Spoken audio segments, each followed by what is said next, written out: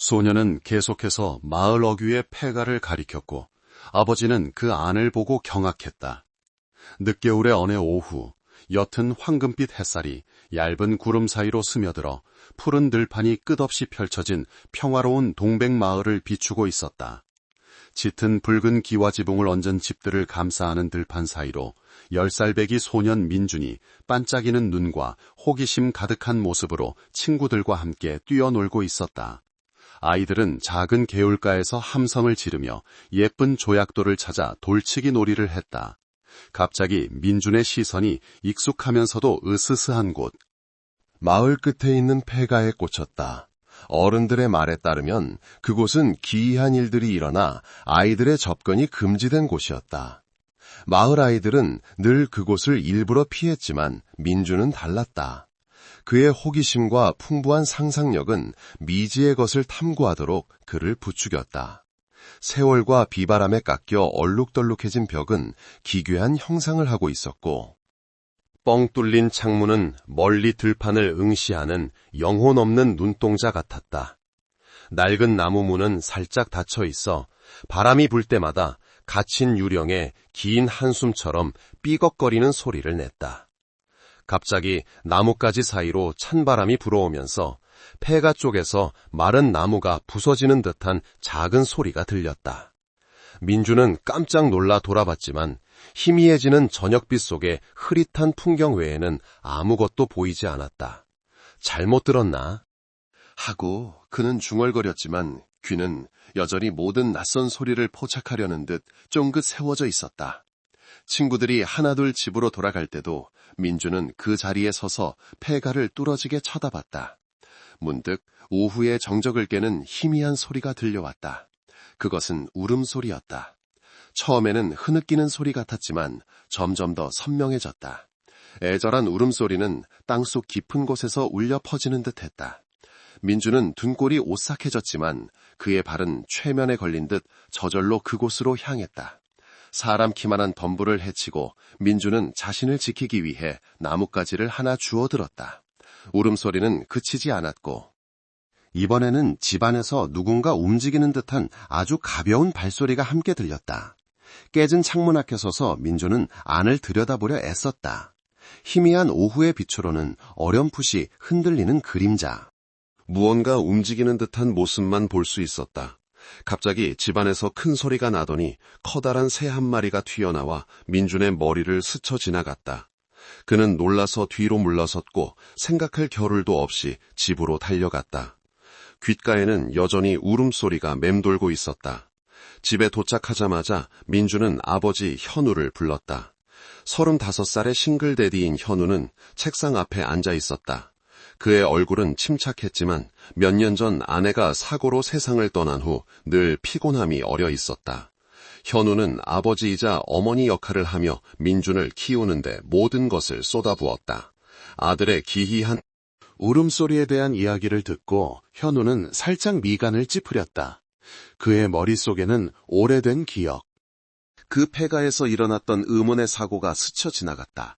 그 일로 마을 사람 누구도 그곳에 발을 들여놓지 않게 되었다. 하지만 그는 이내 그 생각을 떨쳐내고 아들을 안심시키기 위해 평정을 유지하려 애썼다. 그게 바람소리나 부엉이 소리가 아니고 확실하니? 현우가 침착한 목소리로 물었지만 그의 눈에는 걱정이 가득했다. 하지만 민주는 물러서지 않았다. 그는 분명히 들었고 심지어 안에서 흐릿한 형체도 보았다고 주장했다. 민준의 단호한 태도와 걱정스러운 눈빛에 현우는 할 말을 잃었다. 진짜예요. 아빠, 내일 아침에 저랑 같이 가서 확인해봐요. 민준이 애원했다. 처음에는 현우도 거절했다. 아들을 위험한 곳에 데려가고 싶지 않았기 때문이다. 하지만 아들이 계속 설득하자 결국 마지못해 동의했다. 알았다. 내일 아침에 같이 가보자. 하지만 지금은 자야 한다. 쓸데없는 생각 그만하고. 다음 날 아침 동백마을의 하늘은 평소보다 더 흐렸다. 회색 구름이 온 지역을 뒤덮은 듯 낮게 깔려 있었고 밤새 내린 비의 습기를 머금은 차가운 바람이 늙은 대나무 숲을 스쳐 지나갔다. 민주는 아주 일찍 일어나 아버지의 손을 잡아 끌었다. 아빠. 가요. 저 집에 무슨 일이 있는지 알고 싶어요. 현우는 고개를 끄덕였다. 그의 눈에는 망설임이 스쳤지만 애써 침착한 표정을 유지했다. 그는 낡은 손전등과 두꺼운 외투를 챙기고 민준에게도 따뜻하게 입으라고 일렀다. 그들은 마을 끝으로 향하는 좁은 길을 걸었다. 어디선가 들려오는 드문드문한 새소리가 공간을 뒤덮은 기묘한 침묵을 깨려는 듯 했다. 민주는 아빠의 손을 꼭 잡고 기대와 불안이 뒤섞인 채 걸었다. 두 사람의 발걸음은 밤새 그의 꿈을 괴롭혔던 폐가에 점점 가까워졌다. 폐가는 여전히 낡고 허물어진 모습이었지만 오늘은 무언가를 기다리는 듯 이상한 정도로 조용했다. 현우는 잠시 멈춰서서 주위를 둘러보고 깊은 숨을 들이쉰 다음 썩은 나무 문을 살짝 밀었다. 문은 불쾌하게 삐걱거리며 어둡고 컴컴한 공간을 드러냈다. 거미줄이 가득했고 차가운 기운이 얼굴에 와닿아 두 사람은 몸을 떨었다. 민주는 아버지의 손을 더 꽉 잡았다. 현우가 손전등을 켜자 희미한 빛이 어두운 구석들을 훑었다. 방은 텅 비어 있었고 썩은 나무 탁자, 부서진 의자 조각들, 그리고 벽에는 기이한 그림처럼 얼룩덜룩한 곰팡이 자국만 남아 있었다. 갑자기 민주는 바닥에서 이상한 흔적을 발견했다. 마치 말라붙은 핏자국이 문에서부터 안쪽 깊숙이 이어진 것 같았다. 그는 가슴이 철렁했지만 아무 말도 하지 못하고 조용히 아빠의 뒤를 따랐다. 갑자기 집의 가장 어두운 구석에서 작은 소리가 들렸다. 민주는 깜짝 놀라 아빠의 옷을 꽉 붙잡았다. 아빠, 저 안에 누가 있어요? 그의 목소리는 두려움과 호기심이 뒤섞여 있었다. 현우가 다가가자 손전등 빛이 방구석을 비췄다. 낡은 나무 탁자 아래 그는 회색 천으로 덮인 대나무 바구니를 발견했다. 그의 심장이 멎는 듯했고 기묘한 감정이 마음속에 스며들었다. 현우는 무릎을 꿇고 조심스럽게 천을 걷어냈다. 바구니 안에는 아주 작은 갓난아기가 이상한 무늬가 있는 천에 쌓여 몸을 웅크리고 있었다. 아기는 살짝 몸을 뒤척였고 추위 때문에 피부는 창백하고 입술은 바싹 말라 있었다. 민주는 아기를 보며 눈을 동그랗게 떴다. 혼란과 고통이 뒤섞인 감정이었다. 그는 이렇게 작은 생명이 이런 상태로 버려졌다는 것을 믿을 수 없었다. 민주는 옆에 앉아 눈물을 흘렸다. 아빠, 이 아기 울음소리였나 봐요. 현우는 고개를 끄덕였다. 그는 재빨리 자신의 외투를 벗어 아기를 감싸 따뜻하게 해주었다. 아기는 살아있었지만 숨이 약하고 심장박동이 느려 현우는 걱정이 되었다. 민주는 고개를 숙여 바구니에 얼굴을 가까이 댔다. 아가야, 무서워하지 마. 우리가 구해줄게. 그는 떨리는 목소리로 속삭였지만 그 목소리에는 결의가 담겨 있었다. 현우는 일어섰다. 그의 눈빛은 흐릿했고 연민과 함께 의심이 가득했다. 이 아기가 그저 자신이 이해할 수 없는 어떤 기이한 이야기의 희생자일까? 현우는 아무 말 없이 아기를 꼭 껴안았다. 왜 이 아기가 여기에 버려졌을까? 누가 남겨두고 갔을까? 그리고 이 천은 무슨 의미일까? 하는 질문들이 머릿속을 맴돌았다. 현우와 민주는 아기를 안고 폐가를 나섰다.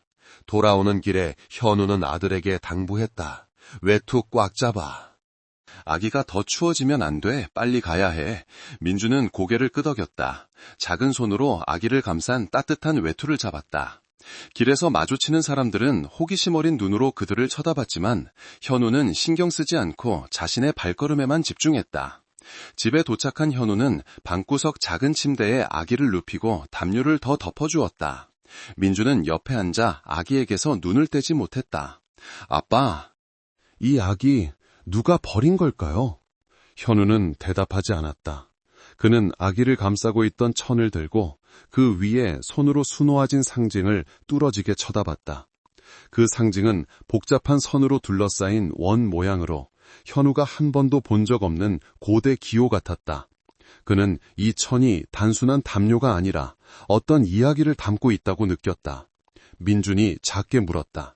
아빠, 이게 뭐예요? 아기랑 무슨 관련이 있어요? 현우는 대답하지 않고 천만 뚫어지게 쳐다봤다. 그의 마음속에는 이 순간부터 그들의 삶이 영원히 바뀔 것 같은 불안감이 솟아올랐다. 현우와 민준이 갓난아기를 데려온 후 그 사건은 동백마을 전체에 순식간에 퍼져나갔다. 이야기는 입을 거칠 때마다 부풀려지고 변형되었고 각자 조금씩 살을 붙여 평화롭던 마을의 분위기는 무겁게 가라앉았다. 다음 날 아침 몇몇 이웃들이 현우의 집으로 몰려왔다. 그들의 눈에는 호기심과 의심이 뒤섞여 있었다. 현우 씨, 정말 그 아기를 폐가에서 찾았어요? 한 남자가 의심 가득한 목소리로 물었다. 이상하네. 그 집에 귀신이 나온다고 하지 않았나? 한 할머니가 누가 들을까 두려운 듯 속삭였다. 민주는 아버지 뒤에 숨어 아기 서아를 품에 꼭 안았다. 그의 눈에는 보호 본능과 함께 악의적인 말들에 대한 당혹감이 어렸다. 현우는 고개를 끄덕였다. 네, 거기서 찾았어요. 하지만 이 아이는 죄 없는 아기일 뿐 무서워할 건 아무것도 없습니다. 사람들은 서로 눈을 마주쳤다. 몇몇은 고개를 끄덕였지만 적지 않은 이들이 의심스럽게 고개를 저었다. 소문은 퍼지기 시작했다. 마을의 미신을 믿는 몇몇 노인들은 그 아기가 불길한 징조이며 고대의 저주를 가져올 수 있다고 꾸며내기 시작했다. 누가 알겠어? 어쩌면 과거의 원혼이 돌아온 걸지도 모르지. 마을에서 미신을 잘 믿기로 유명한 박씨 아주머니가 걱정스러운 얼굴로 말했다. 맞아요. 그 폐가는 한 번도 평온한 적이 없었어. 저 아이는 분명 보통 사람이 아닐 거야. 반면 다른 사람들, 특히 인본주의적 가치를 믿는 이들은 서아가 하늘이 내린 선물이라고 생각했다. 이건 우리 인류애를 시험하는 거라고 생각해요. 우린 저 아기를 도와야죠. 절에 자주 다니는 이씨 아주머니가 확신에 찬 표정으로 말했다. 그녀는 백발의 인자한 눈빛과 따뜻한 미소를 지닌 여성으로 마을의 어려운 사람들을 자주 돕곤 했다. 심지어 몇몇 사람들은 신성한 존재를 맞이하는 의미로 옷과 음식을 현우의 집에 가져오기도 했다. 엇갈린 의견들로 마을 분위기는 긴장감에 휩싸였다. 소문에도 불구하고 민주는 서아에게 점점 더 애착을 가졌다. 아빠, 서아는 정말 착해요. 보살핌만 받으면 돼요. 민주는 몇 시간이고 서아 곁에 앉아 우유를 먹이고 재워주었다. 어떤 밤에는 서툰 목소리지만 사랑을 가득 담아 동화책을 읽어주기도 했다. 어느 날 저녁, 현우가 책상에 앉아 골똘히 생각에 잠겨 있을 때 민준이 다가와 조용히 말했다. 아빠, 우리가 아기를 찾았으니까 아기는 우리 책임이기도 하죠. 전 무섭지 않아요. 제가 지켜줄 거예요. 민준의 단순한 말이 현우의 마음을 울렸다. 그는 작지만 용감하고 사랑이 넘치는 아들을 보며 마음속에 희미한 희망의 불씨가 타오르는 것을 느꼈다. 그러나 현우의 결심은 마을의 수군거림에 시험받기 시작했다. 사람들은 왜 그가 아기를 보호하기로 결심했는지, 무언가를 숨기고 있는 것은 아닌지 의문을 제기했다. 쏟아지는 질문에 현우는 불안감을 느꼈지만 민준 앞에서 약한 모습을 보이고 싶지 않았다. 어느 늦은 오후, 마을에서 가장 나이가 많은 김 노인이 현우의 집을 찾아왔다. 김 노인은 말수가 적었지만 그의 말 한마디 한마디에는 경험과 깊이가 담겨 있었다. 서아를 감싸고 있던 천을 본 그는 갑자기 멈춰서며 놀란 표정을 지었다. 이 상징 내가 본 적이 있네. 현우는 호기심에 물었다. 그것에 대해 아시는 게 있으세요? 김 노인은 한숨을 쉬며 먼 곳을 바라봤다. 그건 폐가와 관련이 있네. 거기 살던 가족이 의문의 사건 이후로 사라졌지. 사람들은 그곳이 저주받았다고들 하더군. 그는 수십 년 전 폐가가 한때 명망 있는 가문의 소유였지만 큰 비극을 겪었다고 말했다. 그들이 떠난 후 집은 버려졌고 점차 아무도 언급하기 꺼리는 장소가 되었다. 이 아이와 관련이 있는지는 모르겠지만 그 천에 있는 상징은 분명 우연이 아닐세. 김 노인의 이야기는 현우의 호기심을 자극했다. 그는 폐가와 아기 뒤에 숨겨진 이야기가 생각보다 더 많은 비밀을 품고 있을지도 모른다고 느꼈다. 그날 밤 모두가 잠든 후 현우는 홀로 책상에 앉았다. 서화를 감쌌던 천이 그의 앞에 놓여 있었고 기이한 상징은 마치 마법 같은 쉼을 발산하는 듯했다. 그는 눈을 감았지만 즉시 폐가의 이미지가 마음속에 떠올랐다. 그는 창가에 서서 아기를 안고 있는 한 여인을 보았다. 여인의 얼굴은 흐릿했지만 눈빛은 텅 비고 차가웠다. 그가 다가가자 그녀는 고개를 돌려 그를 똑바로 쳐다보더니 어둠 속으로 사라졌다. 현우는 눈을 번쩍 떴다. 심장이 마구 뛰었다. 그는 아마 여기서 멈출 수 없으리라는 것을 깨달았다. 다음 날 아침, 햇살이 처마박 나뭇잎 사이로 부드럽게 스며들었지만 현우의 마음은 여전히 복잡한 생각으로 가득했다. 옆방에서 들려오는 서아의 희미한 울음소리가 그를 폐가의 의문의 여인에 대한 꿈속 악몽에서 깨어나게 했다. 민주는 아직 졸렸지만 자기 방에서 뛰어나와 급하게 말했다. 아빠, 서아가 울어요. 달래줘야 해요. 현우는 아들의 성급함에 미소를 지었다. 그는 서아가 작은 대나무 바구니에 누워있는 방으로 들어갔다. 아기의 얼굴은 붉어졌고 입술을 오물거리며 약한 울음소리를 냈다. 그는 부드럽게 아기를 안아올리며 아이의 차가운 체온을 느꼈다. 그리고 민준에게 말했다. 담요 좀 가져와, 빨리. 민준은 재빨리 달려갔다. 그의 작은 발도 동생을 돌보는 일의 중요성을 느끼는 듯했다. 그는 담요를 건네며 말했다. 아빠. 아기는 보살핌이 필요해요. 너무 작잖아요. 우리가 잘 돌봐줘야 해요. 현우는 살짝 고개를 끄덕였다. 마음속에는 책임감과 불안감이 뒤섞여 솟아올랐다. 혼자서 모든 것을 감당할 수 없다고 생각한 현우는 근처에 사는 40살의 누나 수진에게 도움을 청하기로 했다. 수진은 손재주가 좋을 뿐만 아니라 아이들을 무척 사랑했다.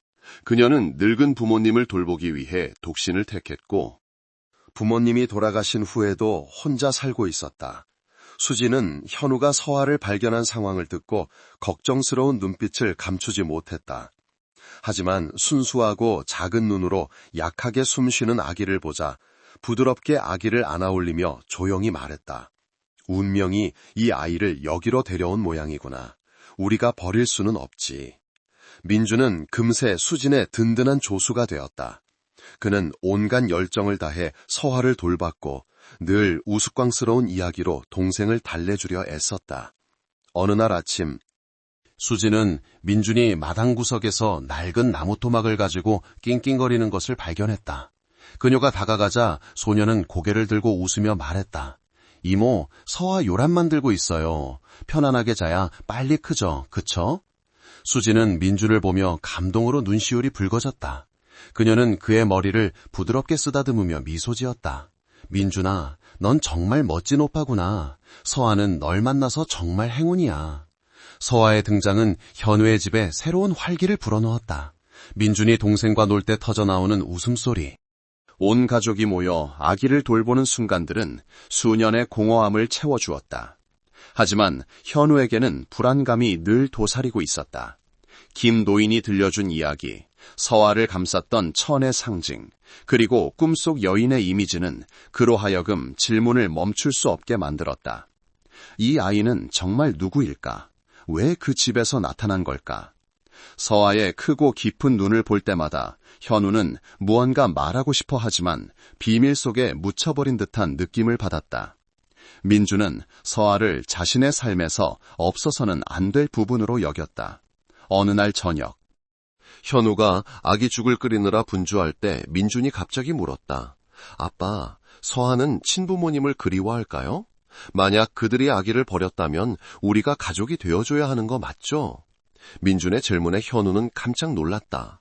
그는 아들의 작은 마음속에 그토록 큰 인류애가 담겨있을 줄 몰랐다. 현우는 민준의 어깨에 손을 얹고 조용히 말했다. 네 말이 맞아. 서아가 어디서 왔든 이제 우리 가족의 일부야. 어느 날 저녁 온 가족이 저녁 식탁에 둘러앉았을 때 수진이 갑자기 제안했다. 현우야, 모든 게 너무 불확실해서 마음이 놓이지 않아. 우리 그 폐가에 다시 가봐야 해. 어쩌면 단서를 더 찾을 수 있을지도 몰라. 현우는 잠시 망설였다. 으스스한 집의 이미지가 다시 머릿속에 떠올랐지만 그는 수진의 말이 옳다는 것을 알았다. 그 천도 가져가는 게 좋겠어. 그 위의 상징은 분명 무슨 의미가 있을 거야. 수진이 강조했다. 옆에 앉아 대화를 듣던 민준이 즉시 말했다. 아빠, 저도 같이 가고 싶어요. 서화에 대해 알아내는 걸 돕고 싶어요. 현우는 아들을 보며 대답하지 않았다. 그는 그 집에 다시 가는 것이 단순히 궁금증을 해결하기 위함이 아니라 자신이 전혀 원치 않는 일들을 열어젖힐 수도 있다는 것을 알았다. 그날 밤. 모두가 잠든 후 현우는 어둠 속에 앉아 천을 손에 들고 있었다. 등잔의 희미한 빛이 그의 걱정 가득한 얼굴을 비췄다. 서아가 누워있는 방구석에서 속삭임 같은 작은 소리가 들려왔다. 현우는 깜짝 놀라 돌아봤지만 방은 여전히 조용했다. 현우는 더 이상 선택의 여지가 없다는 것을 알았다.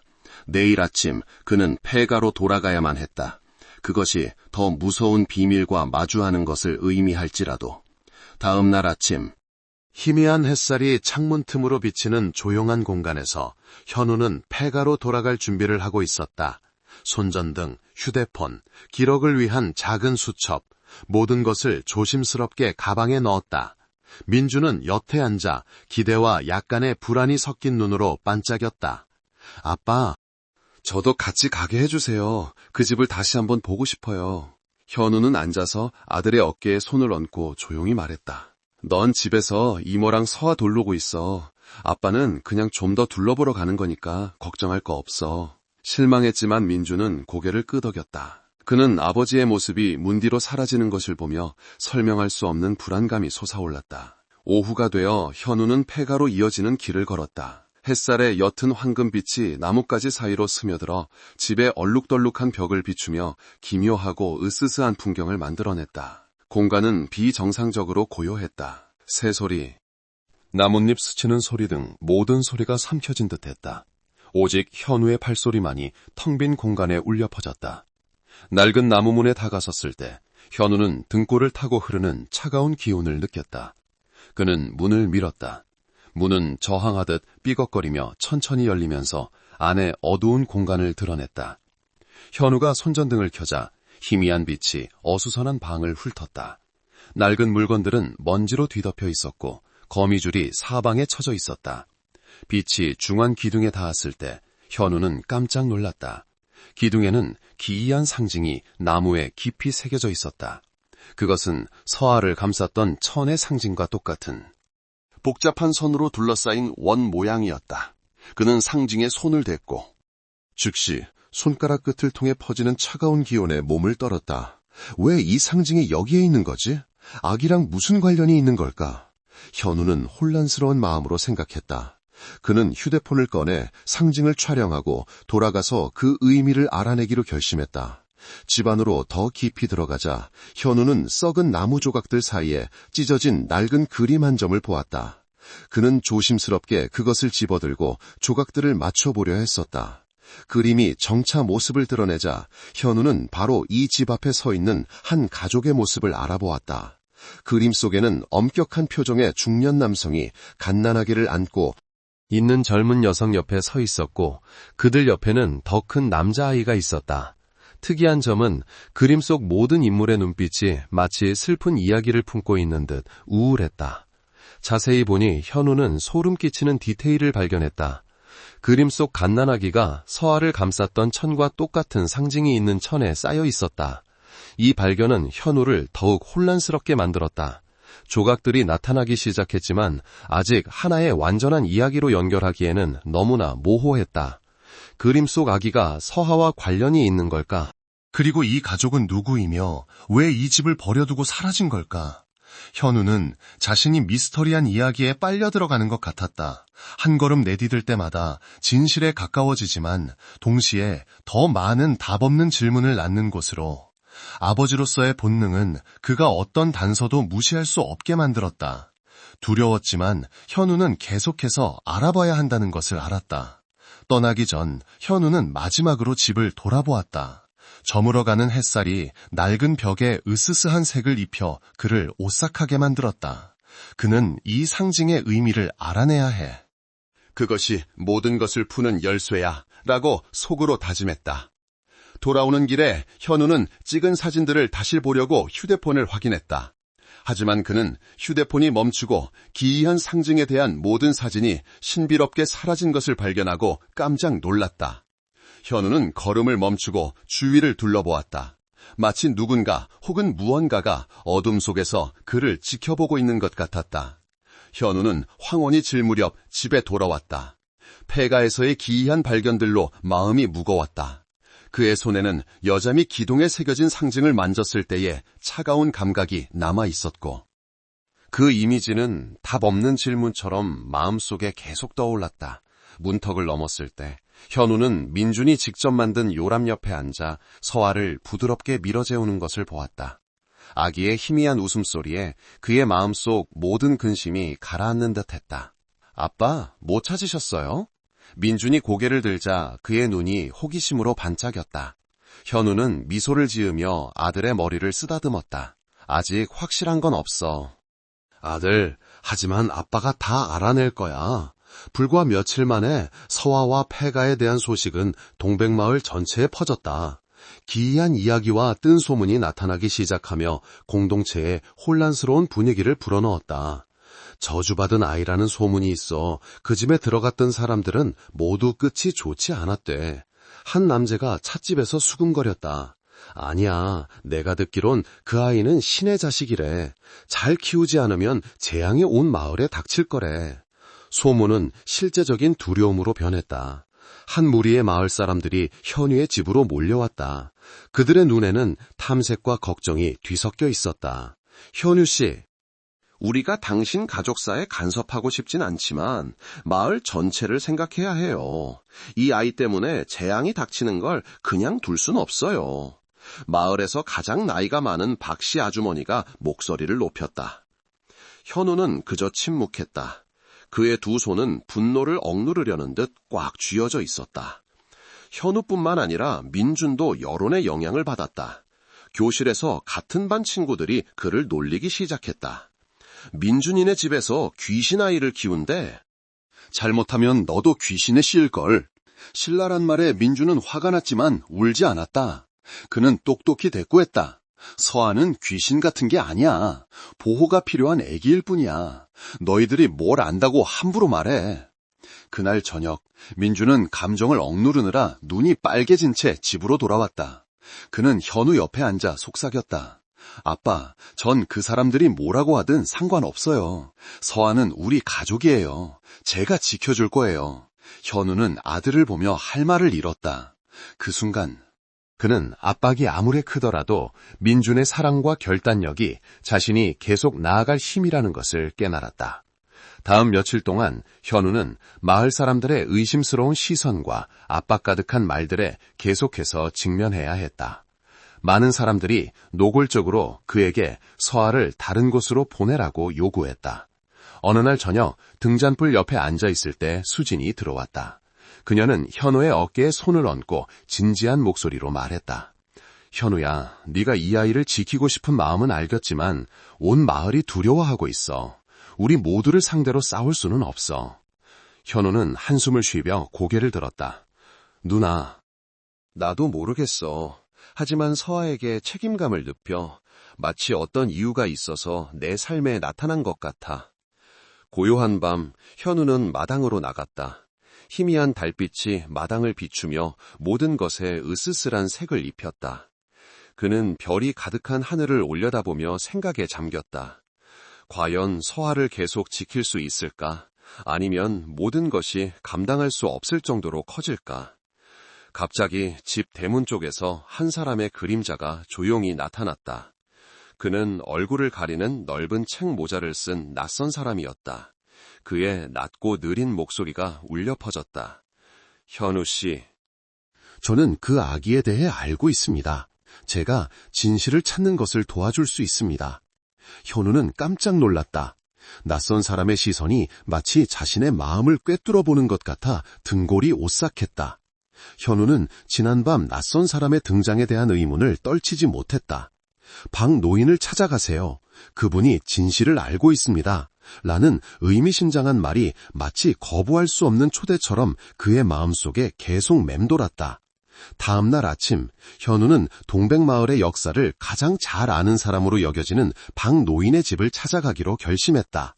그의 집은 마을 변두리, 늙은 고목들 사이에 자리 잡고 있어 마치 시간이 그곳에서 멈춘 듯 했다. 현우가 문을 두드리자 초라한 모습에 백발이 성성한 박노인이 천천히 문을 열었다.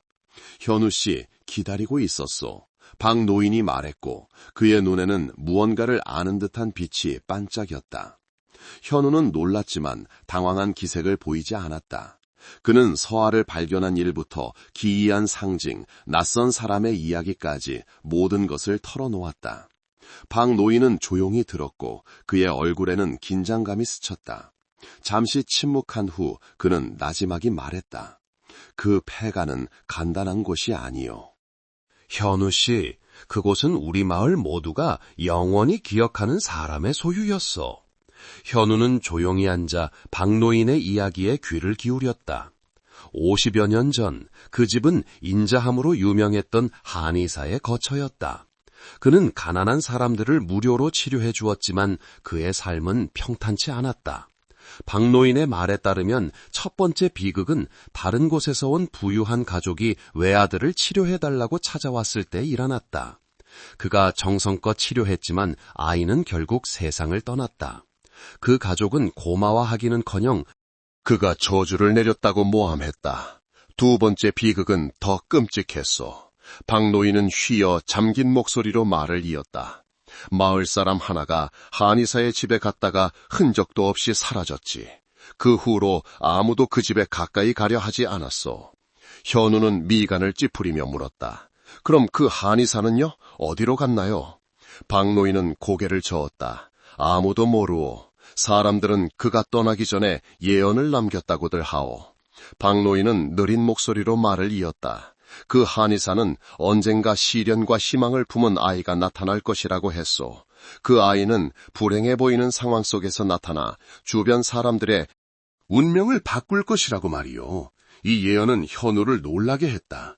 그는 폐가에서 발견한 기이한 아기, 서아를 생각하지 않을 수 없었다.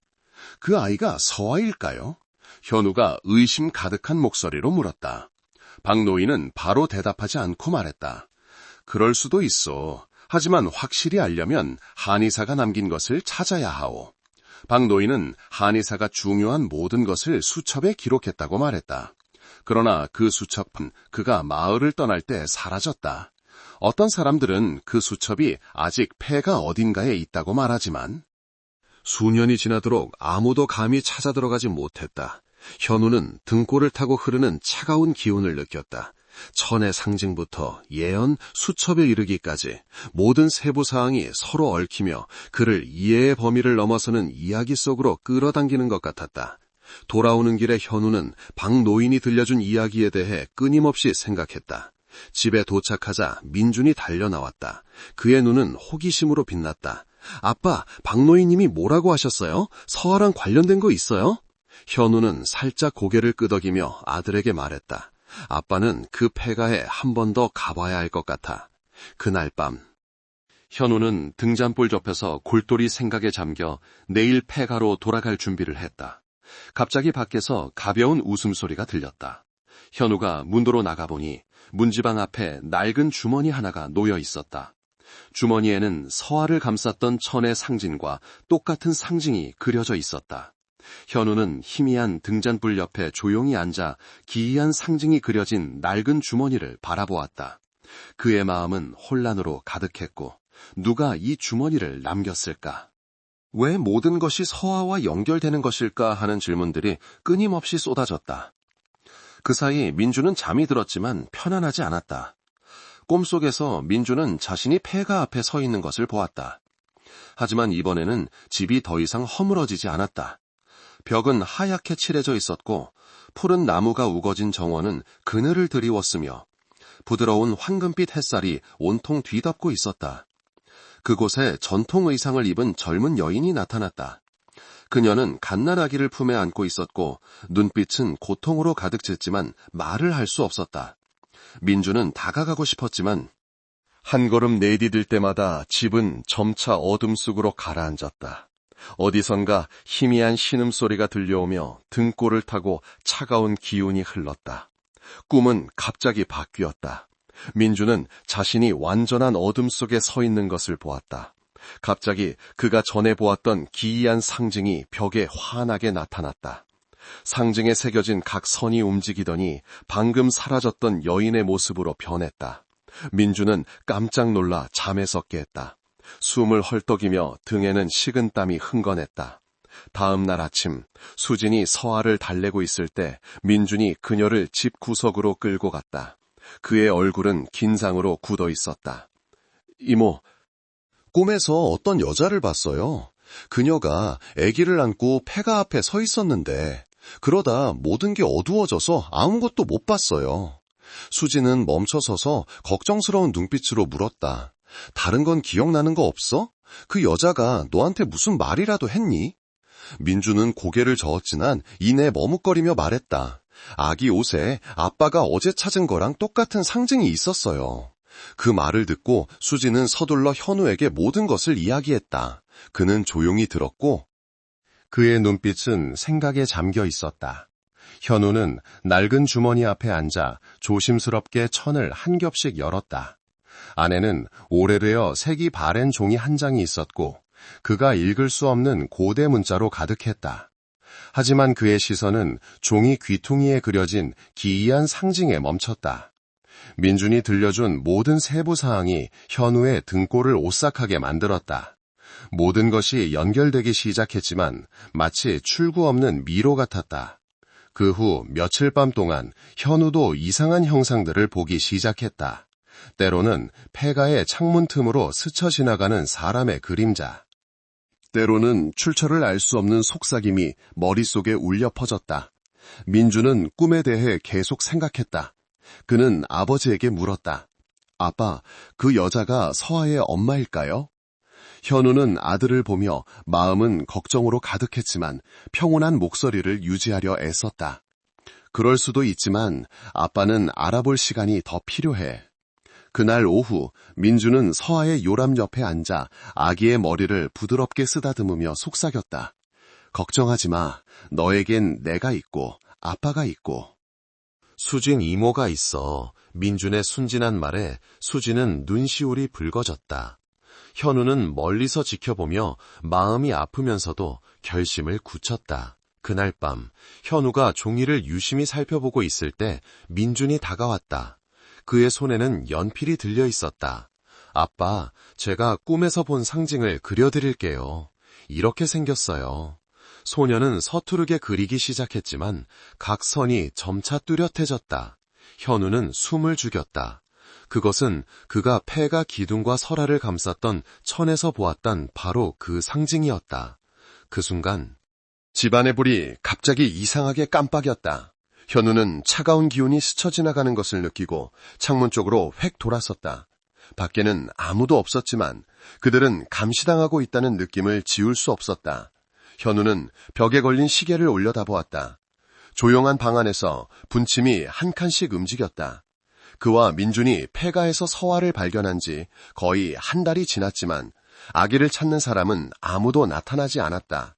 면사무소의 공고, 마을 방송, 심지어 장터에 붙인 전단지까지 모두 침묵 속에 묻혔다. 매일 아침 마을 방송에서는 아기의 친척을 찾는 공고가 규칙적으로 흘러나왔다. 동백마을 끝 폐가에서 여아 신생아가 발견되었습니다. 친인척께서는 면사무소로 오셔서 신원 확인 절차를 밟아주시기 바랍니다. 하지만 하루하루가 지나도 현우의 집에는 낯선 이의 발길이 끊겼고 서아는 민준이 손수 만든 요람에서 세상 물정 모르는 순진한 눈으로 누워 있었다. 현우와 가족이 서아를 돌보는데 집중하는 동안 마을의 여론은 들끓기 시작했다. 폐가에서 비롯된 저주에 대한 소문이 그 어느 때보다 널리 퍼졌다. 마을어기 찻집에서 한 무리의 여자들이 속삭였다. 서하는 저주의 아이야. 그 아이를 데리고 있는 사람도 귀신의 씨일 거야. 그런데도 현우는 고집스럽게 데리고 있으니 머리 위로 재앙이 떨어질까 두렵지도 않나 봐. 소문은 점점 퍼져나가 많은 가정이 현우의 집을 멀리하게 만들었다. 그들은 자식들이 민준과 노는 것을 금지했고 어떤 접촉이든 불운을 가져올 수 있다고 두려워했다 한 무리의 사람들은 심지어 현우의 집까지 몰려와 큰 소리로 아기를 다른 곳으로 데려가라고 요구했다. 현우 씨, 이 마을에 더 이상 불길한 일이 생기는 걸 원치 않아요. 그 아이를 고아원으로 보내어 온 마을이 함께 재앙을 겪게 하지 말아요. 현우는 문 앞에 서서 침착하지만 단호한 눈빛으로 말했다. 이 아이는 아무 잘못도 없어요. 여러분이 도울 수 없다면 우리 가족을 그냥 내버려 두세요. 마을 사람들의 압박에도 불구하고 현우와 가족은 서아에게 온전한 사랑을 쏟았다. 민주는 늘 서아를 친동생처럼 여겼다. 그는 몇 시간이고 요람 옆에 앉아 동화책을 읽어주거나 자신이 지어낸 순진한 노래를 불러주었다. 그럴 때마다 서아는 까르르 웃었고 그 빛나는 눈빛은 온 가족의 마음을 따뜻하게 했다. 수진도 현우를 도와 아기를 돌보는데 최선을 다했다. 그녀는 현우에게 속삭였다. 힘든 건 알지만 그 아이는 사랑받을 자격이 있어. 어디서 왔든 가족이 필요해. 서아를 안을 때마다 현우는 모든 근심이 사라지는 것을 느꼈다. 아기의 존재는 마치 새로운 빛을 가져와 아내가 세상을 떠난 후 그의 마음속 빈 공간을 채워주는 듯 했다. 어느 날 아침, 상황에 진전이 없자 현우는 면사무소를 찾아가 선언했다. 아무도 나타나지 않으면 제가 서아를 입양하겠습니다. 현우의 결정은 면사무소뿐만 아니라 온 마을을 떠들썩하게 만들었다. 몇몇은 그의 용기에 감복했지만 대부분은 여전히 의심의 눈초리를 거두지 않았다. 그날 저녁, 마을 사람들이 집에 몰려와 항의하자 현우는 문 앞에 서서 말했다. 여러분은 서아가 저주를 가져왔다고 하지만 누가 그것을 증명할 수 있습니까? 이 아이는 죄가 없고 저는 근거 없는 소문 때문에 아이를 버릴 수 없습니다. 그의 말은 모든 사람을 완전히 설득하지는 못했지만 군중을 흩어지게 만들었다. 늦은 밤, 온 가족이 잠든 후 현우는 집 현관에 앉아 별이 가득한 하늘을 골똘히 쳐다보았다. 소문과 압박은 그를 괴롭혔다. 서아를 남겨두기로 한 결정이 과연 옳은 것일까? 갑자기 엄격한 인상의 한 노인이 문 앞에 나타났다. 그는 현우를 보며 낮고 굵은 목소리로 말했다. 현우 씨, 당신은 좋은 사람이지만 그 아이는 평범한 아기가 아니오. 재앙을 가져올 것이니 데리고 있기 전에 신중히 생각해야 하오. 현우는 그 남자를 보며 단호한 눈빛으로 말했다. 저는 이미 결정했습니다. 재앙이 닥친다면 제가 책임지겠습니다. 그 남자는 고개를 저으며 돌아섰지만 잊지 않고 섬뜩한 말을 남겼다. 믿지 않는다면 며칠 안에 알게 될 것이요. 재앙은 누구도 가리지 않소. 그 말은 밤새 현우의 머릿속에 울려 퍼지며 그의 마음을 무겁게 짓누르는 저주처럼 느껴졌다. 그날 밤 현우는 도저히 잠을 이룰 수 없었다. 노인의 경고는 그의 마음속에 무거운 그림자처럼 드리워져 있었다. 그는 서아가 잠들어 있는 방을 바라보았다. 희미한 등불 아래 작은 얼굴은 발그레했다. 그럼에도 불구하고 불안감은 현우의 마음속에 스며들었다. 그는 이제 혼자 밤에 모든 것이 섬뜩할 정도로 조용한 시간에 폐가로 돌아가야 할 때라고 결심했다. 현우는 시계가 자정을 가리킬 무렵 집을 나섰다. 손전등과 자신을 지키기 위한 작은 칼을 챙겼다. 그는 희미한 달빛 속을 걸었다. 폐가로 가는 길은 어둠에 잠겨 있었고 나뭇잎 스치는 소리와 덤불 사이로 부는 바람 소리는 끊임없는 속삭임 같았다. 폐가는 현우의 눈앞에 어둡고 높고 텅 빈 그림자처럼 나타났다.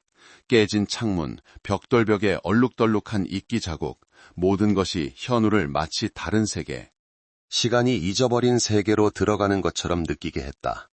현우는 깊은 숨을 들이쉬고 칼자루를 꽉 쥐었다. 그는 썩은 나무 문을 밀었다. 문은 그의 침입에 반대하듯 삐걱거리며 열렸다. 안은 칠흑같이 어둡고 차가웠다. 희미한 송전등 빛이 방의 구석구석을 비추며 거미줄로 뒤덮인 벽과 사방에 널린 썩은 나무 조각들을 드러냈다. 절대적인 침묵 속에서 현우는 작은 소리를 들었다. 아마 쥐가 뛰는 소리나 문틈으로 부는 바람 소리였겠지만 그것만으로도 그는 소름이 돋았다. 구석구석을 확인하던 중 현우의 손전등 빛이 깨진 벽돌 조각으로 가려진 벽의 구멍에 멈췄다. 그는 조심스럽게 벽돌 조각들을 하나씩 치워냈고 가죽끈으로 단단히 묶인 낡은 수첩을 드러냈다. 수첩은 작았고 가죽 표지는 누렇게 변색되고 갈라져 있어 오랫동안 잊혀졌음이 분명했다. 떨리는 손으로 현우는 희미한 빛 아래 수첩을 펼쳤다. 수첩 안에는 누렇게 변한 종이에 희미해진 검은 잉크로 쓴 글씨가 가득했다. 대부분의 글자는 낯선 언어였지만 중간중간 현우가 읽을 수 있는 고대 한국어로 된 문단이 섞여 있었다. 다른 부분보다 굵게 쓰인 한 문단이 현우의 시선을 사로잡았다. 버려진 아이, 어둠 속에서 태어나 용서받을 수 없는 죄에 대한 속죄를 가져올 것이다. 이 부분을 읽자 현우는 온몸에 피가 머는 듯했다. 이 글귀는 서아를 암시하는 것 같았지만 그는 속죄가 무엇인지, 왜 그녀와 관련이 있는지 이해할 수 없었다. 현우는 계속해서 찾아보다가 방구석에 버려진 낡은 그림 한 점을 발견했다. 그림은 색이 바래고 일부가 찢어져 있었지만 여전히 그림을 알아볼 수 있을 만큼은 선명했다. 그림에는 한 가족이 그려져 있었다. 중년 남성이 젊은 여성 옆에 서 있었고 그녀의 품에는 갓난아기가 안겨 있었다. 이상한 점은 여성이 서아가 발견되었을 때 감싸고 있던 천과 똑같은 무늬의 옷을 입고 있다는 것이었다. 그림 아래쪽에는 희미한 필체로 쓰인 글귀가 있었다. 모든 저주에는 해결 방법이 있지만 진심 어린 마음으로 대가를 치러야 한다. 현우는 온몸이 굳어지는 것을 느꼈다. 그가 발견한 단서들이 점점 더 이야기를 복잡하고 이해하기 어렵게 만들었다. 돌아오는 길에 현우는 자신이 찾은 것들에 대해 끊임없이 생각했다. 그는 자신이 빠져나올 수 없는 미스테리한 소용돌이에 휘말린 것 같았다. 수첩 속의 글귀, 그림 속의 이미지, 노인의 경고, 모두가 단 한 가지. 서하는 평범한 아이가 아니라는 점을 중심으로 맴돌았다. 하지만 모든 것이 아무리 무섭더라도 현우는 그녀를 보호하기로 결심했다. 그는 마음속 깊이 이 아이를 버릴 수 없다는 것을 알았다. 집에 돌아온 현우는 수첩과 그림을 가장 안전하다고 생각하는 자신의 방 서랍을 조심스럽게 숨겼다. 그는 서하가 잠들어 있는 요람 쪽을 바라보았다. 그녀는 천사처럼 평화로운 얼굴로 잠들어 있었다. 그의 머릿속에는 그가 답할 수 없는 질문이 울려 퍼졌다. 과연 그녀가 예언에 언급된 아이일까? 현우가 방문을 닫자 밖에서 불어온 차가운 바람이 희미한 신음소리를 동반했다. 마치 보이지 않는 눈이 그를 지켜보고 있는 것 같아 그는 몸을 떨었다. 현우는 홀로 책상에 앉아 있었다. 노란빛 책상 등이 펼쳐진 낡은 수첩을 비추고 있었다. 누렇게 바랜 종이, 희미하지만 무게감 있는 글씨들이 마치 그가 상상조차 못했던 이야기를 들려주는 듯했다. 밖에서는 창문 틈으로 부는 바람소리가 그의 심장박동과 어우러져 불안감으로 가득 찬 공간을 만들어냈다. 현우는 수첩의 페이지를 한 장씩 넘겼다. 그가 읽은 내용은 혼란을 더욱 가중시켰다.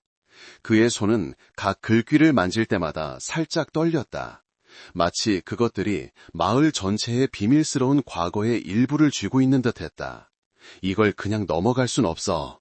현우는 속으로 생각하며 마치 먼 시대의 메시지를 담고 있는 듯한 구불구불한 글씨에서 눈을 떼지 못했다. 수첩은 현우의 마음속에 새로운 문을 열었다. 폐가에 살았던 가족은 고대 의식을 통해 마을을 보호하는 무당들이었다.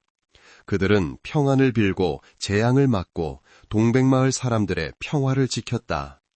그러나 수첩에는 비극적인 사건들도 기록되어 있었다. 예언, 그 가족이 짊어져야 했던 신성한 책임. 현우는 굵게 쓰인 한 구절을 읽었다.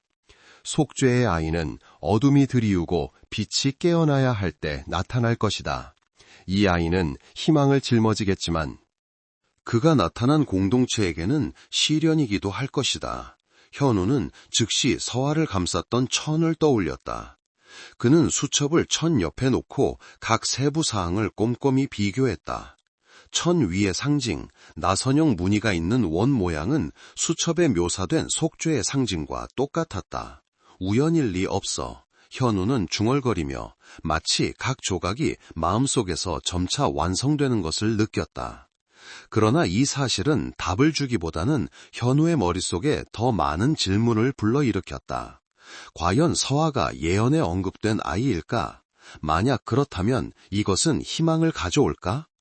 아니면 재앙을 가져올까? 현우는 자신이 현실과 소문과 전설이라는 두 세계의 경계에 서 있는 것 같았다. 마을 사람들에게 이 사실을 알려야 할까? 현우는 자문했지만 즉시 그 생각을 덜쳐냈다.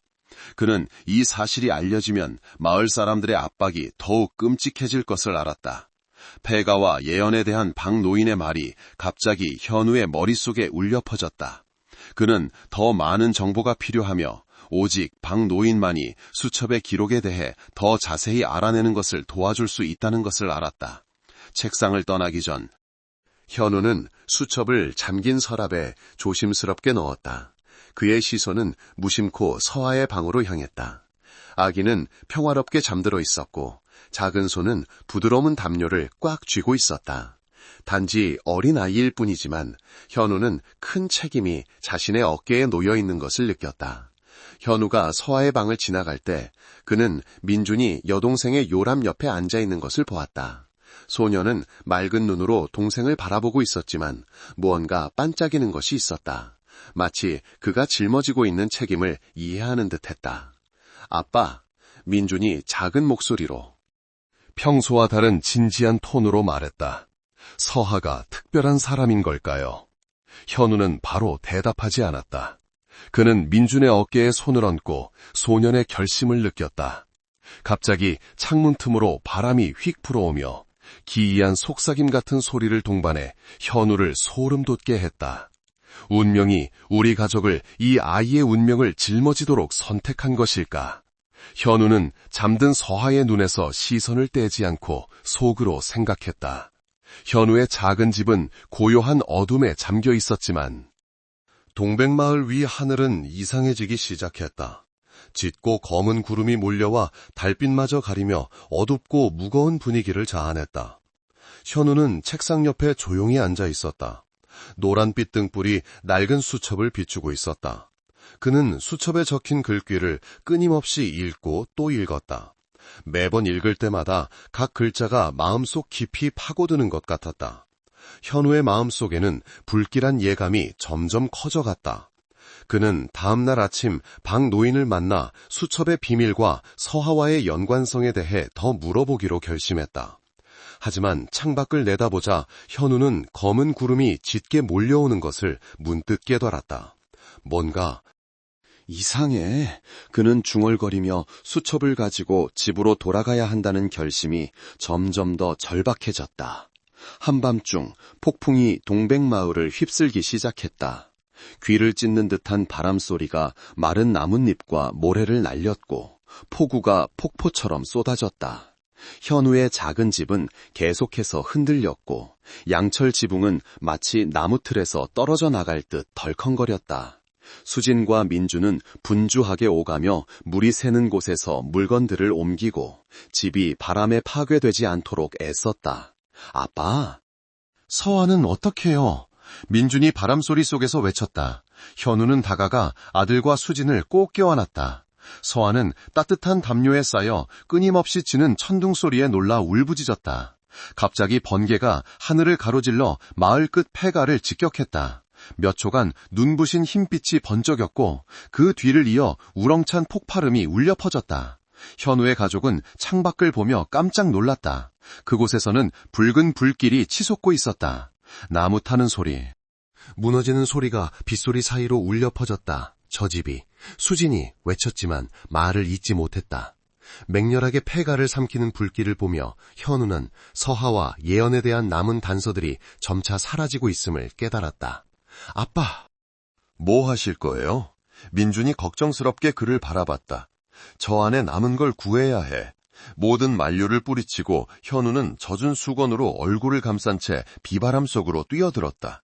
마을 사람들은 멀리서 모여서서 놀라움과 두려움이 뒤섞인 눈으로 지켜보았다. 아무도 불길에 가까이 다가가지 못했다. 짙은 검은 연기가 현우의 숨을 막았다. 그는 파오르는 나무 조각들을 피해 그가 수첩과 그림을 발견했던 방구석으로 향했다. 불길의 희미한 빛 덕분에 그는 잿더미 속에 섞여 있는 작은 상자를 발견했다. 바로 이거야. 정교하게 조각된 나무 상자였지만 이미 연기에 그을리고 몇 군데가 타 있었다. 현우는 그것을 집어들고 불길이 모든 것을 삼키기 전에 밖으로 뛰쳐나왔다. 현우가 집에서 뛰쳐나왔을 때 그의 온몸은 연기에 그을렸고 옷은 빗물에 흠뻑 젖어 있었다. 민준과 수진이 달려와 그를 껴안았다. 그들의 눈에는 걱정과 감탄이 뒤섞여 있었다. 아빠, 괜찮으세요? 민준이 목이 메어 말했다. 현우는 살짝 고개를 저으며 손에 든 나무 상자를 바라봤다. 이걸 찾았어. 아주 중요한 거야. 폭풍이 잦아들자 현우의 가족은 함께 둘러앉았다. 현우는 등불 아래에서 조심스럽게 상자를 열었다.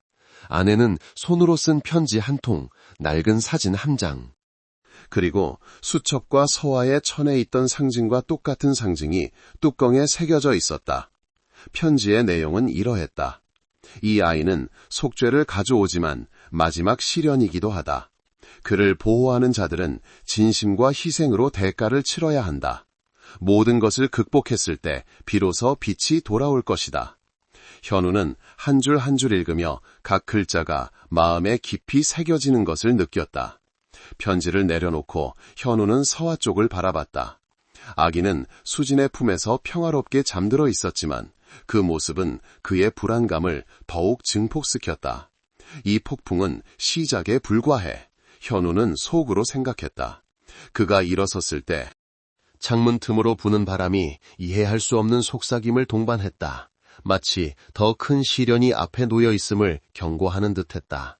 다음 날 아침 동백마을은 지난밤의 폭풍에서 아직 벗어나지 못한 채였다. 사람들은 마을 회관 마당에 모여 폐가와 현우가 가져온 상자를 둘러싼 기이한 사건들에 대해 이야기했다. 분위기는 무거워졌고 의심스러운 시선은 서하가 보살핌을 받고 있는 현우의 집으로 계속 향했다. 마을에서 발언권이 있는 노인인 최 씨가 군중 앞으로 나섰다. 그의 얼굴에는 깊은 주름이 새겨져 있었고 눈빛은 날카로웠다. 폐가가 불탔고 이제 우리는 의문의 예언에 대해 듣고 있습니다. 저는 이제 우리가 그 아이가 이 모든 재앙의 근원인지 아닌지를 명확히 해야 할 때라고 생각합니다. 군중은 즉시 웅성거리기 시작했고 수군거림이 마당 전체에 퍼져나갔다. 회의 분위기는 금세 긴장감에 휩싸였다. 마을 사람들은 뚜렷하게 두 파로 나뉘었다. 반대파는 서하의 등장이 폭풍과 최근의 기이한 사건들과 겹치는 것이 우연이 아니라고 밀었다. 지지파는 박 노인을 중심으로 죄 없는 아이에게 책임을 돌려서는 안 된다고 주장했다. 그저 어린아이일 뿐입니다. 여러분은 아이를 비난할 수 없어요. 박 노인이 낮고 따뜻하지만 단호한 목소리로 말했다. 한 마을 사람이 큰 소리로 외쳤다. 현우 씨, 우리는 당신이 그 아이를 다른 곳으로 데려가길 요구합니다. 그 아이는 이 마을에 속하지 않아요. 민준이 아버지 옆에 서 있다가 갑자기 앞으로 나섰다. 작은 몸집이었지만 눈빛은 밝게 빛났다. 서하는 재앙이 아니에요. 제 동생이에요. 여러분이 서하를 쫓아낸다면 저도 같이 쫓아내세요. 소년의 말은 단호하게 울려 퍼져 군중을 침묵에 빠뜨렸다. 많은 사람들이 조용히 고개를 숙이며 죄책감을 느꼈지만 일부는 여전히 의심스러운 태도를 유지했다. 수진이 민준 옆에 서서 말을 이었다. 그 아이는 그저 어린아이일 뿐인데 여러분은 모든 잘못을 그 아이에게 돌리려 하고 있어요. 재앙은 그 아이에게서 오는 게 아니에요. 재앙은 우리 마음속의 두려움과 증오에서 오는 거예요. 박 노인이 익숙한 지팡이를 짚고 군중 앞으로 나섰다. 그는 폐가에 대한 이야기를 다시 시작하며 옛 주인이 어려운 시절에 마을을 지키기 위해 희생했다고 강조했다. 여러분이 재앙이라고 부르는 것은 사실 우리가 과거의 실수에 대해 치러야 할 대가입니다. 이 아이는 불길한 징조가 아니라 우리가 바로잡을 기회입니다. 박 노인의 목소리는 차분했지만 설득력이 있어 분위기를 다소 완화시켰다. 몇몇 사람들이 망설이는 기색을 보이기 시작했다. 박노인의 말이 일부 사람들의 마음을 움직였지만 마을의 분열은 여전히 뚜렷했다. 일부는 현우 편에 서서 서하와 그의 가족을 보호해야 한다고 믿었고, 다른 이들은 여전히 편견을 고수하며 서하의 등장이 우연일 수 없다고 주장했다. 현우가 집에 돌아왔을 때 그는 고립감을 느끼지 않을 수 없었다. 그럼에도 민주는 밝은 눈으로 말했다. 아빠, 우리는 그 사람들 신경 쓸 필요 없어요. 우리가 서하를 지키기만 하면 돼요. 현우는 아들의 어깨를 꽉 쥐었다. 마음은 자랑스러우면서도 무거웠다. 그는 앞으로의 길이 더욱 험난할 것임을 알았다. 현우는 어두운 방구석에 앉아 있었다. 등잔에 깜빡이는 불빛이 그의 앞에 펼쳐진 낡은 수첩을 비추고 있었다. 희미한 글씨들이 그의 눈앞에서 춤을 추는 듯했다. 불길이 타오를 때 희망이 나타날 것이다. 재생의 인장을 지닌 아이가 과거와 미래를 잇는 다리가 될 것이다. 이 문장은 그의 마음속 깊이 파고들며 마치 속삭임처럼 그에게 상기시켰다. 그는 수첩을 덮고 골똘한 눈으로 허공을 바라보았다. 이 비밀을 밝혀내야 한다는 생각이 그를 재촉했다. 다음 날 아침 박노인의 제안에 따라 현우는 이 할머니를 찾아가기로 결심했다. 이 할머니는 올해 90이 넘어 폐가의 옛 주인을 모셨던 충직한 하인이었다. 나이가 많았지만 명민한 기억력과 옛 이야기에 대한 깊은 이해로 마을 사람들의 존경을 받았다. 그녀의 작은 집은 마을 끝 대나무 숲들이에 숨어 있었다. 현우는 수첩과 서화를 감쌌던 천을 가지고 들어갔다. 이 할머니는 낡은 대나무 의자에 앉아 있었고, 희미한 눈빛은 현우가 모든 것을 털어놓자 이해의 빛으로 반짝였다. 그녀는 조용히 듣고 나서 나지막이 말했다. 옛 주인 가족은 평범한 사람들이 아니었소. 그들은 이 마을을 지키기 위해 선택된 사람들이었지. 이 할머니는 폐가의 옛 주인 가족이 공동체에서 중요한 역할을 맡았다고 회상했다. 그들은 여러 세대에 걸쳐 동백마을의 평안을 보장하는 고대 의식을 행하는 사람들이었다. 그러나 비극이 일어났다. 큰 화재가 가문의 후계자의 목숨을 앗아갔다. 그 불길은 희망을 태웠을 뿐만 아니라 악의적인 소문을 퍼뜨렸다. 마을의 권력가들 사이의 질투심은 옛 주인 가족을 무너뜨렸고 결국 집은 버려져 잊힌 장소가 되었다. 자네가 찾은 예언은 이 할머니가 말을 이었다. 여러 세대에 걸쳐 전해져 내려왔지만 그 사건들 이후로 잊혀졌지. 어젯밤의 불길만이 그 기억을 일깨운 것이오. 현우가 천의 상징에 대해 묻자 이 할머니는 천천히 고개를 끄덕였다. 이 상징은 우연이 아니오.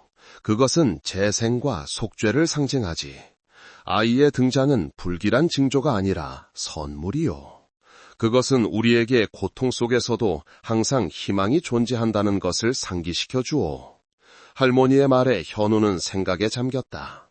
과연 서하가 과거의 잘못과 동백마을이 죄를 씻을 기회 사이의 다리일까?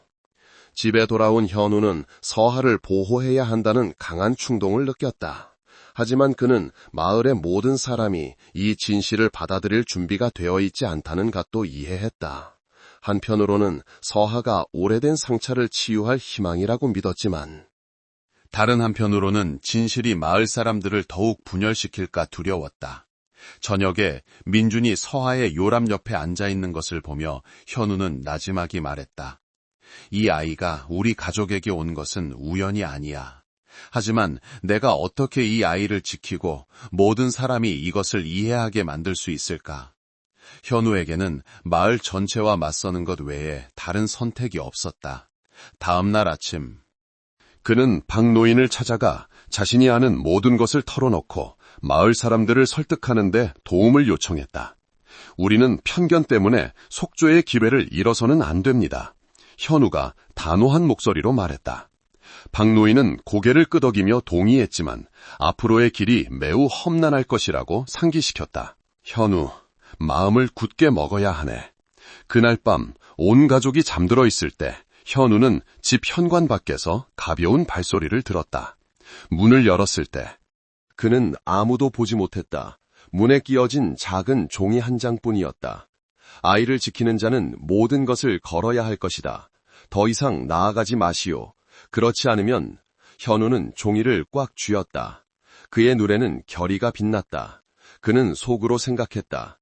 모든 것을 걸어야 한다 해도 나는 서아를 지킬 것이다. 이른 아침 햇살이 나뭇가지 사이로 스며들었지만 현우의 마음은 무거운 안개에 덮인 듯했다. 이 할머니와의 감동적인 대화 후 그는 더 이상 진실을 숨길 수 없다는 것을 알았다. 마을 사람들은 서화의 진정한 의미를 이해하고 점점 깊어지는 편견을 버려야 했다. 현우는 거울 앞에 서서 옷매무새를 가다듬었다. 그의 눈빛은 단호했지만 여전히 약간의 불안이 어려 있었다. 민준이 아버지 곁으로 다가왔다. 그의 눈은 밝았지만 목소리는 부드러웠다. 아빠, 우리 괜찮을 거죠. 사람들이 뭐라고 하든 저는 아빠랑 서아 곁에 있을 거예요. 현우는 고개를 끄덕이며 아들의 머리를 부드럽게 쓰다듬었다. 아빠는 모든 게 잘 될 거라고 믿어. 수지는 현우 옆에 앉아 서아를 감쌌던 전을 꽉 쥐었다. 그녀는 동생의 계획에 동의하며 고개를 끄덕였다. 모든 걸 명확히 말해야 해. 뜬 소문이 온 마을을 망치게 두지 마. 그리고 너는 혼자가 아니라는 걸 기억해. 누나가 있고 민준이가 있고 이 할머니도 계셔. 마을 사람들은 이른 아침부터 마을 회관 마당에 모여들었다.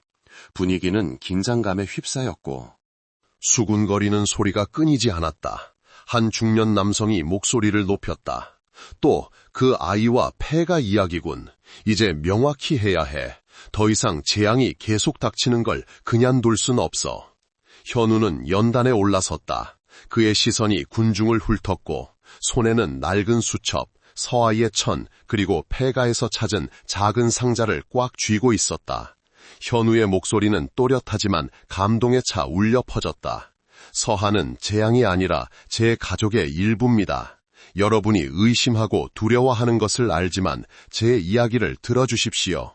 그는 폐가에서 희미한 울음소리를 들었던 운명의 밤부터 시작하여 단서들을 찾아낸 여정, 수첩, 천, 그리고 속죄의 아이에 대한 예언을 통해 사람들을 이끌었다. 현우는 천을 높이 들어 그 위에 새겨진 상징을 가리켰다. 이것은 재앙의 표시가 아닙니다. 이것은 재생과 희망의 상징입니다. 서하는 나쁜 것을 가져온 게 아니라 어둠 속에서도 실수를 바로잡을 기회가 항상 있다는 것을 우리에게 상기시켜줍니다. 민준이 일어서서 작은 손으로 현우의 손을 꽉 잡았다. 그는 앞으로 나와 군중을 똑바로 쳐다보았다. 그의 목소리는 맑지만 힘찼다. 서하는 제 동생이에요. 제가 이야기를 해주면 웃고 아빠와 이모가 재워주면 평화롭게 잠들어요. 재앙이 아니라 우리 가족의 기쁨이에요. 그는 잠시 멈췄다. 그의 시선이 각 사람을 깊이 들여다보는 듯했다. 만약 아저씨 아주머니들이 서하가 재앙을 가져온다고 생각하신다면 저도 마찬가지예요. 저는 서하를 떠나지 않을 거예요. 서하는 제 가족이니까요. 민준의 진심 어린 말에 온 마당이 조용해졌다. 몇몇 노인들은 무언가를 생각하는 듯 조용히 고개를 숙였다. 이 할머니가 수진의 부축을 받아 연단에 올라서며 약하지만 무게감 있는 목소리로 말했다. 여러분, 폐가의 옛주인 가족은 이 마을을 지키기 위해 희생했습니다. 속죄의 아이에 대한 예언은 저주가 아니라 우리가 잘못을 바로잡을 기회입니다. 박 노인이 말을 이었다. 우리는 너무 오랫동안 두려움 속에서 살아왔고 편견이 인류애를 가리게 했습니다. 다시 생각해 보십시오. 우리가 죄 없는 아이를 환영하지 않는다면 인간의 정의란 게 무엇이겠습니까? 현우, 민준, 그리고 이 할머니의 말은 마을 사람들의 마음에 서서히 스며들었다. 몇몇 사람들이 고개를 끄덕이며 서로에게 속삭이기 시작했다. 아마 우리가 틀렸을지도 몰라. 맞아. 아기한테 무슨 죄가 있겠어. 하지만 여전히 의심스러운 눈초리를 거두지 않고 완전히 설득되지 않은 사람들도 있었다. 현우는 약속으로 모임을 마무리했다. 저는 폐가를 고아들을 위한 공간으로 만들겠습니다. 더 이상 두려움의 상징이 아니라 인류애와 재생의 상징이 되도록 말입니다. 하지만 저 혼자서는 이 일을 할 수 없습니다. 여러분의 지지가 필요합니다. 마을 사람들이 떠날 때 일부는 다시 생각하기 시작했지만 분위기는 여전히 많은 고민을 남겼다. 현우는 희망을 품고 집으로 돌아왔지만 이 할머니가 갑자기 그의 손을 잡고 속삭였다. 현우, 조심하게. 자네가 하는 일은 옳지만 과거는 때로 쉽게 놓아주지 않거든. 어둠이 다시 들이우며 현관 밖 대나무 숲을 스치는 바람 소리를 동반했다. 현우는 서아의 요람 앞에 서 있었다. 그의 눈빛은 단호하면서도 걱정으로 가득했다. 그날 아침 햇살이 초가지붕 위로 부드럽게 내려앉으며 폭풍우가 지나간 밤 이후에 새로운 시작을 알리는 듯했다. 현우는 모든 것을 태워버린 불길의 흔적이 아직 남아있는 폐가의 빈터 앞에 섰다. 결심에 찬 그는 깊은 숨을 들이쉬며 먼 곳을 바라보았다. 이곳은 단지 다시 지어져야 할 곳이 아니라 동백마을이 과거의 잿더미에서 다시 태어날 기회이기도 했다. 망치소리, 톱질소리가 사방에 활기차게 울려 퍼졌다.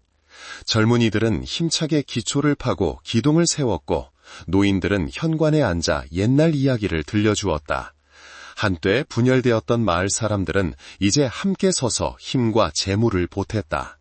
수진과 이 할머니는 뜨거운 떡바구니를 가져와 각 사람의 손에 쥐어주었다. 이 할머니는 건강이 좋지 않았음에도 불구하고 부드럽게 격려했다. 우리는 단지 집을 다시 짓는 것이 아니라 잃어버린 신뢰를 다시 세우는 것이라네. 마당 구석에서는 민준과 친구들이 부지런히 벽돌 조각을 주었다. 분주한 풍경 속에서 맑은 웃음소리가 울려 퍼졌다. 그는 수진이 안고 있는 서아 쪽을 보며 자랑스럽게 미소 지었다. 서아야, 여기가 우리 집이야. 기초를 파던 중 현우는 두꺼운 흙더미 아래 묻혀있던 낡은 물건들을 발견했다. 색이 바랜 사진틀, 몇 점의 도자기, 그리고 불에 그을린 작은 상자까지. 그 물건들은 옛 주인 가족의 슬픈 이야기를 들려주는 듯했고 현우는 자신이 짊어진 책임의 무게를 더욱 절감했다. 박노인이 다가와 현우의 어깨를 두드리며 낮은 목소리로 말했다. 이 집은 한때 마을 사람들이 어려울 때 찾아오던 곳이었네. 그 가족은 많은 것을 희생했지만 아무도 그들의 헌신을 기억하지 못했지 아마. 이제 우리가 바로잡아야 할 때일지도 모르겠네. 현우는 고개를 끄덕였다. 그의 눈빛은 더욱 굳건해졌다. 점차 마을 사람들의 서아에 대한 시선은 예전처럼 의심스럽지 않았다. 동그란 눈, 순진한 미소를 지닌 아기는 모든 사람의 마음을 움직였다. 마을의 한 할머니가 다가와 수진의 손에 은팔찌를 쥐어주었다. 이 팔찌는 우리 가족의 부적이요, 축복의 의미로 아이에게 채워주시오. 서아의 웃음소리가 공간에 울려 퍼지며 남은 슬픔을 씻어내는 듯했다. 민주는 여동생을 꼭 껴안고 속삭였다. 너는 우리가 가진 것 중 가장 멋진 존재야. 공동주택은 붉은 기와지붕, 하얀 회벽, 그리고 따뜻한 내부 공간으로 점차 모습을 갖추어갔다. 현우와 수지는 집안 작은 구석을 마련해 옛집에서 나온 유물들을 보관했다. 사진틀, 도자기 조각, 그리고 예언 수첩의 글귀까지 민준과 친구들은 자신들이 직접 그린 그림들을 신나게 가져왔다. 특히 한 그림에는 동백마을 사람들이 함께 서서 환하게 웃는 모습이 그려져 있었다. 서아는 아직 어렸지만 모두가 그녀를 집의 영혼으로 여겼다. 아이들은 희망과 밝은 미래를 가져다 주었다. 분위기는 한결 가벼워졌지만 현우의 마음은 아직 완전히 편안하지 않았다. 어느 날 밤 모두가 잠든 후 그는 등잔불 옆에 앉아 먼 곳을 바라보았다. 사람들은 정말로 변한 걸까? 아니면 일시적인 것일까? 수진이 다가와 동생 옆에 조용히 앉았다. 현우야, 넌 네가 생각하는 것보다 훨씬 많은 것을 해냈어.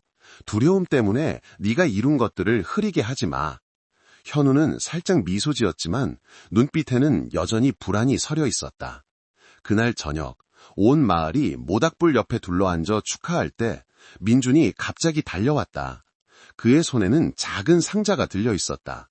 그는 숨을 헐떡이며 말했다. 아빠, 고목나무 밑에서 이걸 찾았어요. 나무 상자는 정교하게 조각되어 있었지만 세월에 마모되어 있었다. 뚜껑에는 익숙한 상징, 소아를 감쌌던 천의 상징과 똑같은 상징이 선명하게 나타났다. 현우는 상자를 집어들었다. 흥분과 불안이 뒤섞인 감정이었다. 그는 잠금 장치를 살짝 돌려봤지만 열 수 없었다. 상자 안에서는 오랫동안 묻혀있던 비밀을 간직한 듯 가벼운 덜그럭거리는 소리가 났다. 타오르는 불빛이 현우의 얼굴에 비쳤다. 그의 눈빛은 점차 무거워졌다. 마지막 비밀, 모든 것을 바꿀 수 있는 비밀이 그를 기다리고 있다는 느낌이 들었다. 늦은 오후, 황혼이 작은 마당을 노랗게 물들일 때 현우와 민주는 고목나무 밑에서 발견된 상자를 함께 열었다.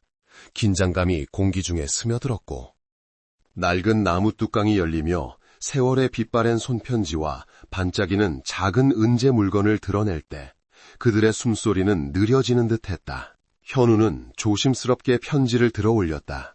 마치 시간이 얇은 종이를 찢을까 두려운 듯 조심스럽게 펼쳤다. 종이 위의 글씨는 비록 희미했지만 충분히 읽을 수 있었다. 후세들이 이 집의 목적을 잊지 않기를 바랍니다. 이곳은 한때 마을에 평화와 단결을 가져다 주었던 곳입니다. 이 부적은 단지 인류애의 상징일 뿐 아니라 이 지붕 아래 사는 모든 이에게 평화롭고 번영하는 미래를 약속하는 축복이기도 합니다. 현우는 마음이 무거워지며 천천히 읽었다. 원 안에 작은 불꽃 모양이 새겨진 부적은 마치 과거의 정신적인 힘을 담고 있는 듯 기묘한 따뜻함을 발산했다. 민주는 부적을 뚫어지게 쳐다보며 물었다. 아빠, 이게 그들이 서하와 우리 모두를 지키고 싶었던 방법일까요? 현우는 희망으로 반짝이는 눈으로 고개를 끄덕였다. 민주는 겪은 일들을 통해 한층 더 성숙해진 듯했다. 그는 저녁 내내 서하와 함께 놀며 엄마가 불러주던 자장가를 가르쳐 주었다. 서하는 아직 모든 것을 이해하지 못했지만 그녀의 밝은 눈과 순진한 미소는 온 가족의 마음을 따뜻하게 했다. 어느 날 밤 모두가 잠든 후 민주는 여동생의 요람 옆에 앉아 속삭였다. 있잖아, 이 상자는 정말 신기하지만 네가 우리 가족이 된 것만큼 신기하지는 않아. 민준의 말은 세상이 어떻든 항상 서하를 지키는 사람이 되겠다는 다짐과도 같았다. 다음 날 아침 첫 햇살이 창문 틈으로 비칠 때 현우는 수진과 이야기를 나누었다. 누나, 이제 서하를 우리 가족으로 공식적으로 환영하는 의미 있는 행사를 열어야 할 때인 것 같아. 현우가 골똘한 목소리로 말했다. 수진은 미소 지으며 고개를 끄덕였다. 그건 우리 가족만을 위한 행사가 아니라 온 마을이 우리가 노력해서 이룬 좋은 일을 볼 기회이기도 해. 그들은 박노인과 함께 계획을 세우고 공동주택이 완공되는 날 행사를 열기로 결단했다. 마을은 축제 분위기로 들썩였다. 사방에 걸린 등불이 밤하늘에 화려한 색을 반사했고 각 가정은 꽃과 선물, 그리고 직접 만든 떡을 가져와 잔치에 보탰다. 현우는 연단에 올라 부적을 손에 들고 온 마을 사람들을 둘러본 후 또렷한 목소리로 말했다. 우리는 많은 시련을 겪었지만 그 덕분에 한 가지를 깨달았습니다. 인류에야말로 우리가 모든 어려움을 극복하는 열쇠입니다.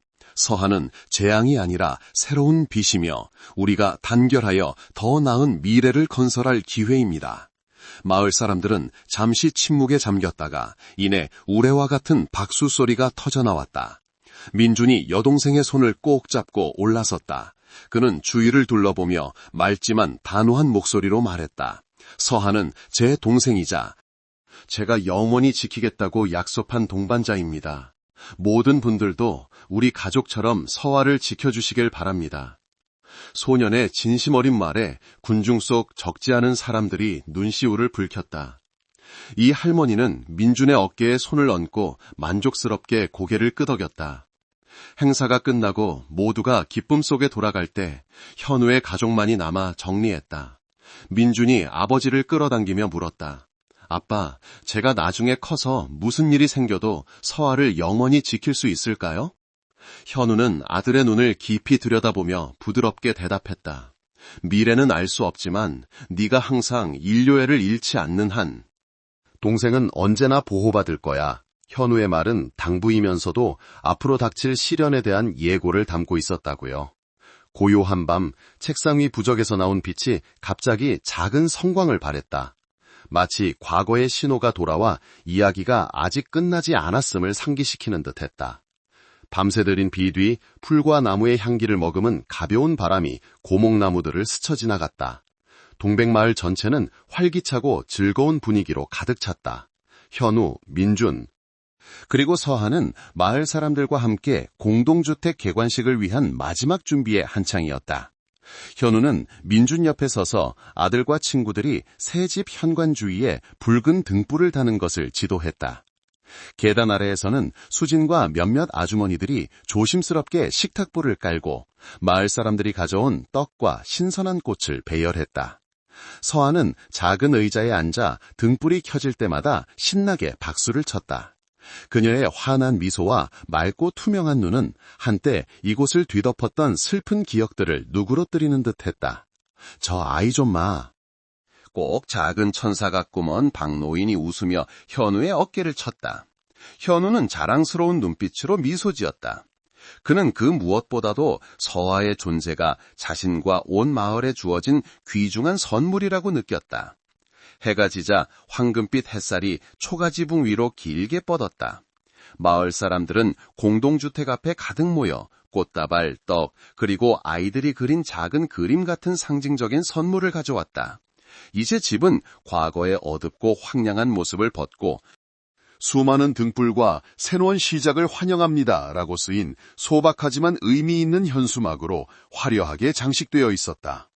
현우는 마을 사람들의 박수소리 속에서 연단에 올라섰다. 그의 손에는 인류애의 상징인 부적이 굳게 쥐어져 있었고 그것을 높이 들어 올렸다. 여러분, 이 집은 많은 우여곡절을 겪었고 한때는 슬픈 기억을 담고 있던 곳이었습니다. 하지만 오늘 희망과 사랑의 상징으로 다시 태어나는 것을 보니 정말 행복합니다. 우리는 과거를 바꿀 수는 없지만 현재와 미래를 위해 옳은 일을 할 수 있습니다. 이곳이 단결의 집. 모든 이가 위로와 힘을 얻을 수 있는 곳이 되게 합시다. 현우의 목소리는 잠시 멈췄고 그의 시선이 군중을 훑었다. 서아는 재앙이 아니라 새로운 빛입니다. 그 아이는 제게 삶이 아무리 힘들어도 인류애와 용서가 항상 답이라는 것을 보여주었습니다. 민준이 작은 서아의 손을 잡고 무대에 올라섰다. 그는 군중 속에서 주위를 둘러보며 감동에 찬 목소리로 말했다. 서아는 제 동생일 뿐만 아니라 동백마을의 일부입니다. 서아는 우리에게 웃음과 기쁨을 가져다 주었습니다. 아빠가 말씀하신 것처럼 모든 분들이 우리 가족처럼 항상 서아를 사랑하고 지켜주시길 바랍니다. 온 군중이 감동했고 특히 서아를 의심했던 사람들은 더욱 그러했다. 따뜻한 시선이 점차 경계심을 대신했다. 서아는 아직 말을 잘 하지 못했지만 민준의 품에서 환하게 웃으며 박수를 쳤다. 개관식은 환호 속에서 끝났다. 달빛 아래 마을 사람들은 함께 음식을 먹고 즐거운 이야기를 나누었다. 박 노인이 다가와 부적 상자를 현우에게 돌려주며 온화한 미소를 지었다. 이것은 우리에게 인류애가 가장 큰 힘이라는 것을 상기시켜 줍니다. 자네가 그것을 증명했네, 현우, 민준. 그리고 서아는 달빛 아래 함께 서 있었다. 현우는 두 아이를 보며 그들을 자신의 곁으로 데려다준 운명에 감사했다. 아빠, 민준이 작게 물었다. 이제 왜 우리가 동생을 지켜야 하는지 알겠어요? 서아는 우리의 빛이죠, 그쵸? 현우는 고개를 끄덕이며 부드럽게 대답했다. 맞아, 그리고 너도 아빠의 빛이란다. 모두가 떠나기 전 박노인이 먼 곳을 바라보는 눈빛으로 현우에게 말했다. 앞으로의 길에 여전히 시련이 있을 수 있지만 나는 자네가 항상 굳건할 것이라고 믿네. 동백마을의 희망을 되찾아줘서 고맙네. 현우는 박노인의 손을 꽉 잡았다. 그의 눈빛은 단호했다. 미래가 어떻든 사랑과 인류애로 그의 가족은 모든 것을 극복할 것임을 알았다. 희미한 등불빛 속에서 공동주택은 재생의 상징처럼 나타나 희망으로 가득 찬 새로운 여정을 밝혔다. 현우, 민준, 서하의 이야기는 단지 폐가의 비밀을 파헤치는 여정일 뿐만 아니라 인류의 용서, 그리고 사랑의 여정이기도 했다. 처음의 의심에서 벗어나 동백마을 사람들은 마음을 열고 단결하여 함께 새로운 미래를 건설하는 법을 배웠다. 이를 통해 우리는 편견이 불변의 것이 아니며 인내와 믿음만 있다면 우리 자신과 주변 사람들의 시각을 바꿀 수 있다는 것을 알게 된다. 이 이야기는 때로는 불행처럼 보이는 것들이 바로 우리가 성장하고 유대를 맺을 기회라는 메시지를 전한다. 버려진 아이였던 서한은 희망의 상징이 되어 사랑이 모든 상처를 치유하는 힘이라는 것을 우리에게 상기시켜준다. 그렇다면 여러분, 만약 당신이 현우였다면 서하처럼 오해받는 아이를 지킬 용기가 있었을까요? 아니면 다른 방식으로 행동했을까요? 여러분의 생각을 댓글로 공유해 주세요. 이런 이야기들은 때로 우리에게 삶에서 인류애와 단결의 진정한 가치에 대해 생각하게 만듭니다.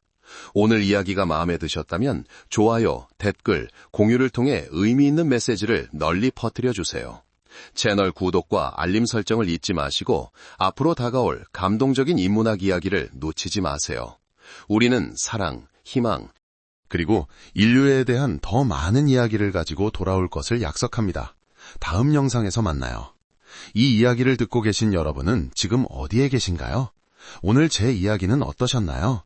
부디 여러분의 하루가 늘 평안과 행복으로 가득하기를 진심으로 기원합니다.